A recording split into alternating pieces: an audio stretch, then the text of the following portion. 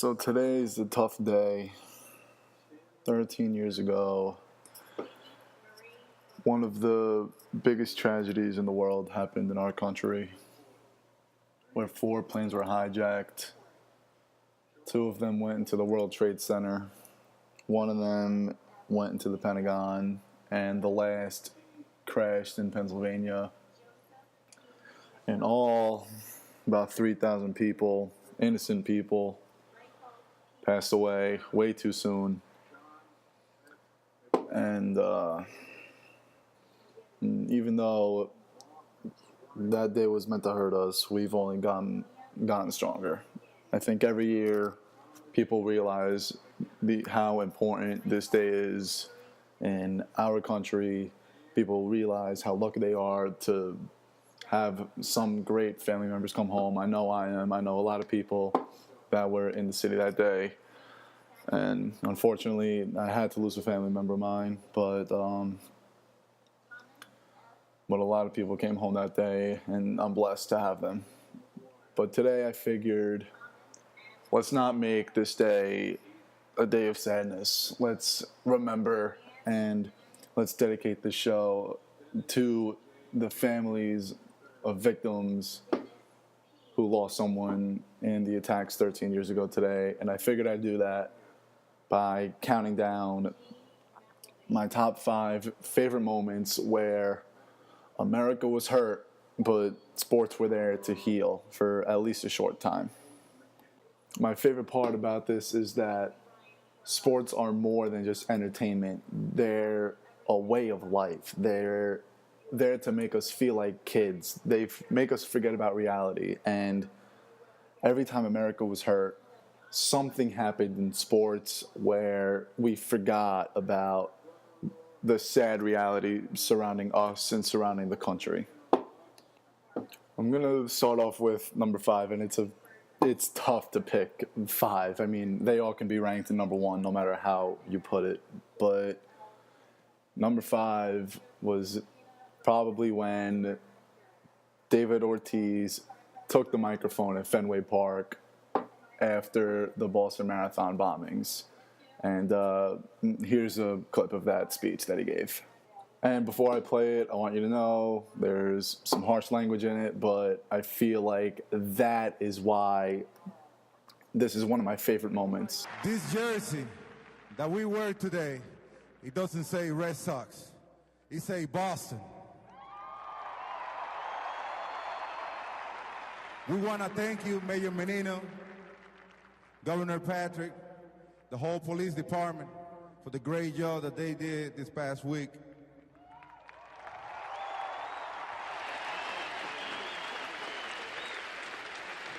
This is our fucking city.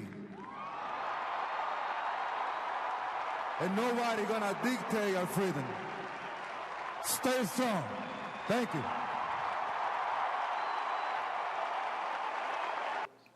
I honestly think that's beyond perfect. That is perfect. Even the FCC was extremely happy with his language. I think once he did that, the city of Boston was healed for at least the rest of that game. Probably the rest of the game. And one of my favorite parts about that speech is how he mentions that the jersey does not say Red Sox. Their home jerseys say Red Sox. But that day it said Boston. I think that was very appropriate by the Red Sox. I thought that was very appropriate by David Ortiz to mention that. And then what better way to heal that city by winning the World Series that year? That made everything perfect. You can't script that. You can't make that into a movie. That was perfect. I don't love David Ortiz, but that day I gained a lot of respect for him. I think he was the guy that needed to speak to the city of Boston and the Red Sox fans. And he didn't speak to just the Red Sox fans. He spoke to Boston. He spoke to the country to let them know that that was their city. And he said, no one's going to dictate our freedom. Number 4 on my list happened on May 1st, 2011, and it happened on national TV on Sunday Night Baseball, which makes it even that much more sweeter. And it happened to two big rivals. Osama bin Laden was killed on May 1st, 2011, and the news spread like wildfire in Citizens Bank Park when the Phillies were playing against the Mets. Fans were chanting USA, USA, and the players had no idea why, which makes it hysterical and at the same time unforgettable. Here's a clip from that game. Now the pitch, and it's line foul into the seats down the third base line. 1 ball, 1 strike, and I'll tell you what's going on. The crowd is chanting USA, and the reason for that is that there are reports circulating. I am not sure if they've yet been confirmed by the White House that Osama bin Laden is dead. How that's happened, we don't know, but this crowd now knows it. It's amazing how things seem so important for the moment, like they did when Ryan Howard batted with the bases loaded. And then if it's true that Osama bin Laden has been captured, killed, or whatever, it just takes you back to that awful, awful day. And you wonder why you get so upset or worked up over a baseball game in the first place. What a perfect description by WFAN. That game was in the top of the 9th when USA chants started going on. It was 1-1. That's a time where the fans are going crazy. And keep in mind, national TV, Sunday night, fans are already going crazy. And it's awesome how they just pushed it aside.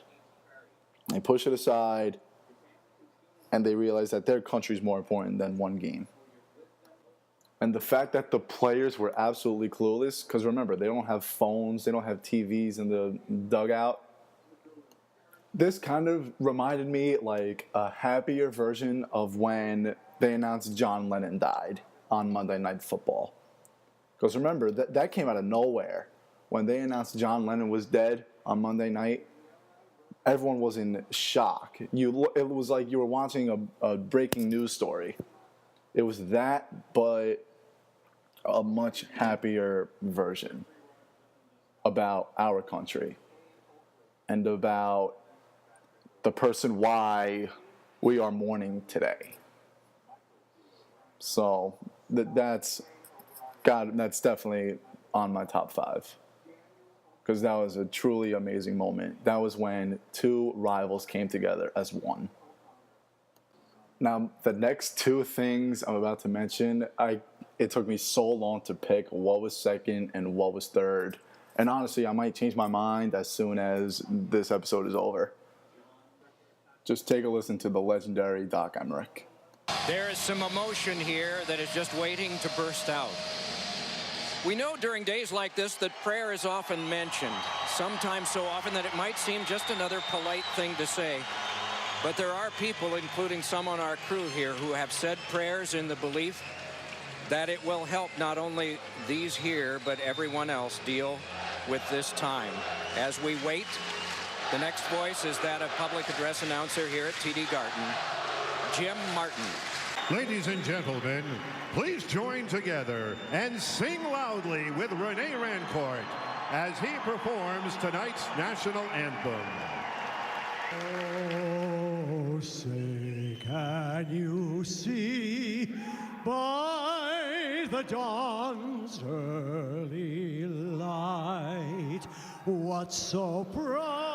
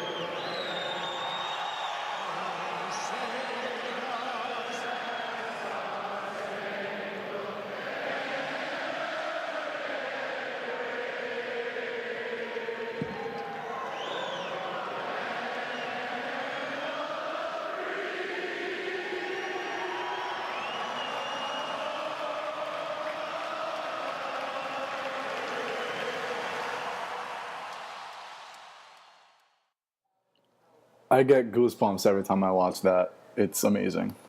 17,000 people plus, you would think, at TD Garden in Boston. And I've been there. They're crazy. Those Bruin fans, they're nuts. And to have every single one of them, and I think they were playing the Senators that day. Honestly, probably some Senator fans were singing the national anthem, despite being from Canada. Their singer hardly even got through the first line of the national anthem, and then he stopped. He stopped. He pulls the microphone away from his mouth and lets Boston just rejoice. In case you haven't figured that out, that was after the Boston bombing. Probably, I think that was 2 days after, maybe. It was the Bruins' first home game since the attacks. My favorite part is how the singer just doesn't even continue singing.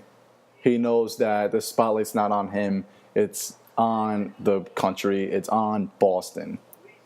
And just like the Red Sox fans after David Ortiz's speech, these Bruin fans realize that it's just a game. It's just a game. I wish I was at that game. I would have been in tears. I remember the first time I saw that on SportsCenter, I started crying. That was one of the most awesome things I've ever seen.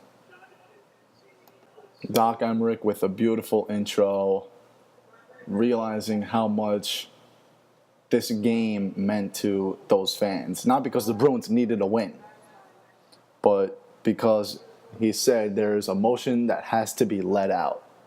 And boy, was it let out. The next clip you're about to listen to is a feature that the Yes Network had, I'd say about a year and a half ago, maybe. Sometime pretty recently. And it talks about my second favorite moment in sports while America was healing. President George Bush's first pitch at Game 3 of the 2001 World Series. In my opinion, we gave people in New York at least 3 hours to have something to cheer for. There are so many snapshots that I remember from that World Series. One of them was when George Bush threw out the first pitch. I remember George Bush throwing out the first pitch, and sitting in the press box, I have to say it was unlike any other time I'd ever sat in the press box, because we were never going to have a situation like that ever again. You know, we had heard about that the president was coming. It was a really weird day getting into the stadium. There was extra security, obviously, at the time. I remember watching him walk down the hall earlier. He was going to warm up down in the cage to make sure he threw a good pitch. And I was, loosening up, and Derek Jeter came in, and we had just a little chit-chat, and he said, hey, Mr. President, you going to be throwing from the mound or from the, from in front of the mound? And I said, what do you think, Derek? He said, throw from the mound. I said, okay, I'll throw from the mound. And then as he's walking out the room, he looks over his shoulder and says, but don't bounce it. They'll boo you. Ladies and gentlemen, tonight's ceremonial first pitch. There was so much tension in the ballpark because still the world was kind of in flux. I walked out on the field, and I mean, the energy and the crowd and the noise was really, really powerful. It was probably as loud as I've ever heard Yankee Stadium. Please welcome the President of the United States. It was a very emotional moment, and my reaction, without even thinking, was to give a thumbs up. I was just feeding off the crowd and collect my senses, and wound up and fired the pitch. Wines kicks and delivers to Todd Green in a perfect strike as he gets a thunderous ovation here at Yankee Stadium. I remember Bush throwing a perfect pitch. He threw that pitch and he threw a strike, and he just showed everybody, you know what, we might be down, but we're not out. Was almost happy that it was over, just to see him walk off the field safely, but just that feeling of pride of there's our president. He's out in the middle of the field, out in the open, in front of everybody. I think a lot of people were proud about that moment and very happy that that occurred, and also I just think ready to see some baseball. We're not afraid, and we're going to continue our lives, and we're going to do things the way we've always done them. And I'm going to stand here and I'm going to throw a strike from the pitching rubber. That was unbelievable. He came, he did what he needed to do. He showed a bit of strength to the people who were there and to the rest of the country. And then it was time to play ball.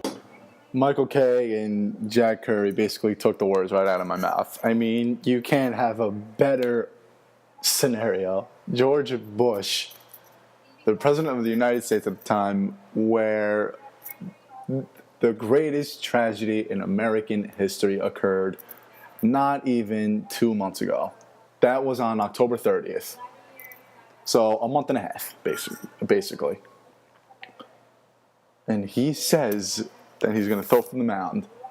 Actually, Derek Jeter told him to throw from the mound. And he did. And he threw a strike. Honestly, if he threw one in the dirt, this wouldn't even be on the list right now. He threw a perfect strike.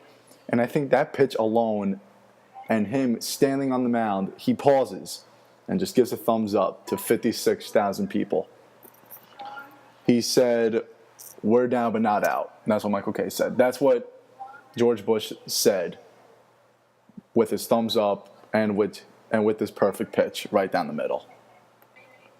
I didn't put the clip in, but they were talking about how there were snipers in the upper deck and how there was so much extra security and how the country was still really, really vulnerable at this time. People were still scared to walk out in the middle of the street because who knew when another attack was going to happen? But once that pitch was thrown, all was safe for a little while.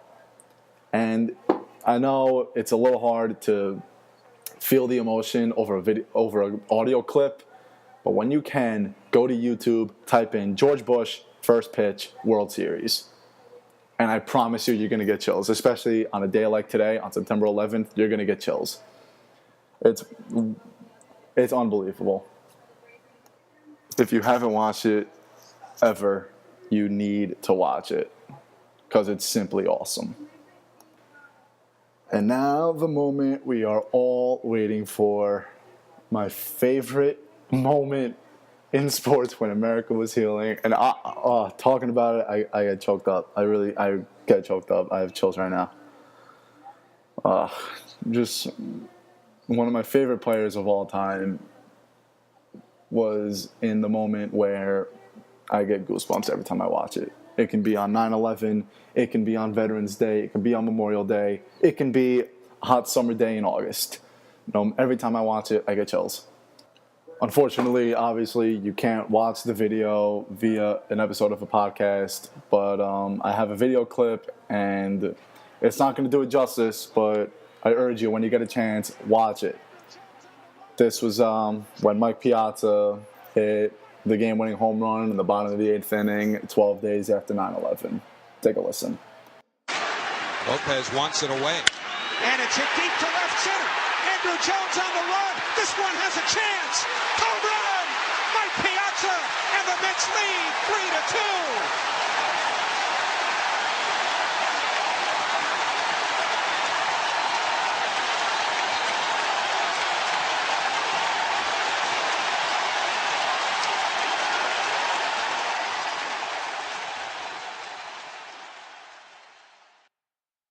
There aren't any USA chants. There aren't any presidents at the game. But this tops my list. And I don't think anything will come close. This was the first Met game, and I think the first game to happen in New York, because I don't remember when the Yankees played after 9/11, but I know it was definitely the first Met game. Because remember, MLB was suspended. The play suspended for a little while. So this is the first Mets game back at Shea Stadium since the attacks, 12 days later. And the announcer said it. This place was waiting to scream and shout all night. 3,000 innocent lives were taken 12 days before that. But Mike Piazza's home run let everyone just forget about that for a little while. And it's so perfect. It happened in New York. It happened to the Mets, who were in the World Series the year prior. And I'm pretty sure they made the postseason that year. And Mike Piazza, arguably the greatest Met of all time, that's a discussion for another day, but he's probably top 5 Mets of all time. You couldn't write a better script. No way. And it was a bomb, too. It was a no-doubter in center field. Absolute no-doubter. This place would have went nuts whether 9/11 happened or not, because it was against the Braves, which is a big rival. It happened in the bottom of the 8th. So the emotion that was let out made it so much more special. That was the loudest I've heard Shea Stadium ever, I think.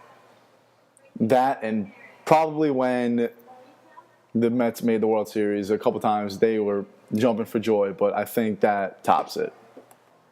And if you haven't watched that, please, you have to watch it. Met fan, Yankee fan, Red Sox fan, I don't care who you root for, you have to watch it. That home run is the epitome of when the world stops. The world froze. We forgot about reality, and we felt like kids again. That home run wasn't a Mets home run. That was a home run for the country. If you watch the clip, you see Met fans waving their flags. You hardly see any of them hugging each other and screaming, like, let's go Mets, let's go Mets. Everyone's waving their small little American flag. And when you watch the clip, even if you listen to it, the announcer of that game, he did not say anything until after the home run was hit. He just let the crowd go crazy. And I think as an announcer, that was perfect. And there are times where announcers have done that. When Mariano pitched his final inning, Michael Kay and the rest of the Yes Network was silent, and they let the moment happen. This announcer let the moment happen, which made it even that much more special.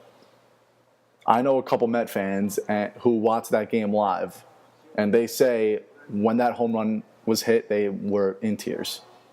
That moment just touched so many hearts in New York, in America. And that's why it tops my list. Well, that about does it for this episode. Thanks a lot for tuning in. As someone who lost a family member at 9/11, it means a lot this day, and you listening to this podcast, this episode meant a lot to me. And I'm sure it means a lot to all of you, because whether you lost someone or not, this day hurts everyone in America. Let's not forget, this was a day to make us weak, but we've only come back stronger. Remember, it's not goodbye, and see you later. May God bless you, and may God bless the United States of America.